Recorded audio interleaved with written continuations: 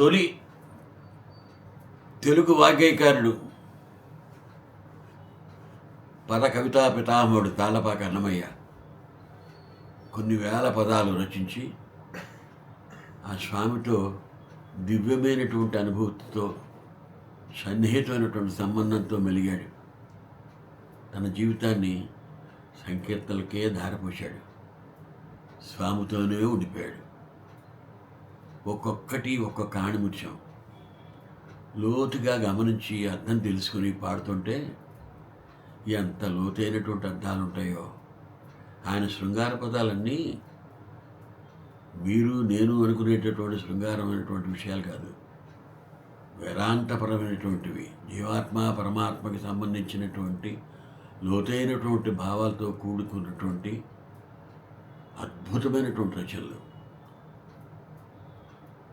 అనుభూతి ఉండాలి. ఆ సాహిత్యం రుద్దుతూ ఉంటే ఆయన అనుభూతి ఎలా అనుభవించుంటాడు? ఆయన ఎదుర్కొండా పెట్టుకునే రాసి ఉంటాడు. ఆయన మనసులో ధ్యానించే రాసి ఉంటాడు. పైగా అన్నమయ్య స్వామితో ప్రత్యక్షంగా సంబంధం కలిగి మాట్లాడేవాడుట. వారానికి 2-3 రోజులు మాట్లాడుతూ ఉండేవాడు అన్నమయ్య. అంత గొప్పవాడు. మరి ఎటువంటి పాటలు రాసి ఉంటాడు? కానీ ఒక్కొక్క పాట చూస్తుంటే ఎంత నిగూఢమైనటువంటి అర్థం. చంపరాని పగనంబు చల్లగాలి వేడి చిగురుటంప కోల దాకి దేహం అప్పుడు ఎట్లా నోర్చనో. ఇది పల్లవండి. నాకు ఈ పల్లవిని చూసిన తర్వాత ఇలా ట్యూన్ చేసి పాడితే ఎలా ఉంటుంది అని అనిపించింది. ఈ రాగం నందు రాగం హిందుస్థానీలోనే ప్రచారం. మనకి కర్ణాటక సంగీతంలో ఈ రాగం లేదు.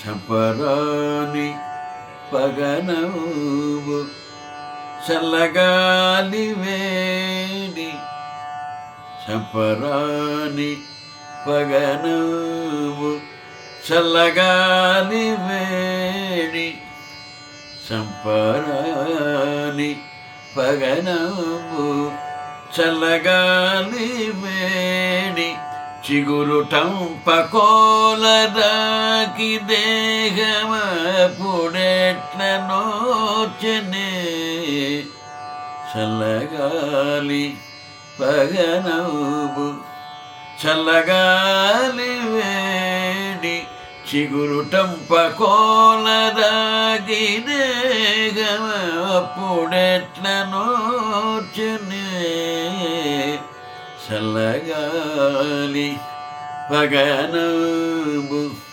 చల్లగాలి వేడి చిగురుటంపకోలరాకి దేహమపుడెట్ల నోచనే. సంగీతం సాహిత్యాన్ని ఇన్మడింపు చేస్తూ అలా పైకి తీసుకోవాలి. అప్పుడు మాటలు ఎన్నిసార్లు మీరు పాడినా విసుగు అనిపించదు. అంటే ఆలోచనామృతంగా ఉండే మాటలు ఆపాత మధురమైనటువంటి సంగీతం కలిస్తేనే దానికి ప్రయోజనం. లేకపోతే తీర్థం ప్రసాదం ఆ మాటలన్నీ ఒకలా ఉంటాయి, ఈ సంగీతం ఒకలా ఉంటుంది.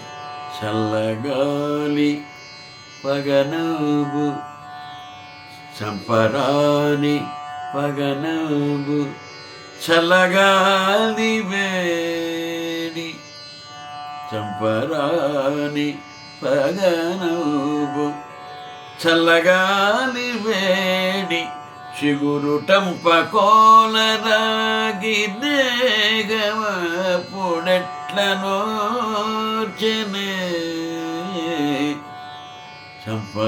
చంపరాని పగనవు.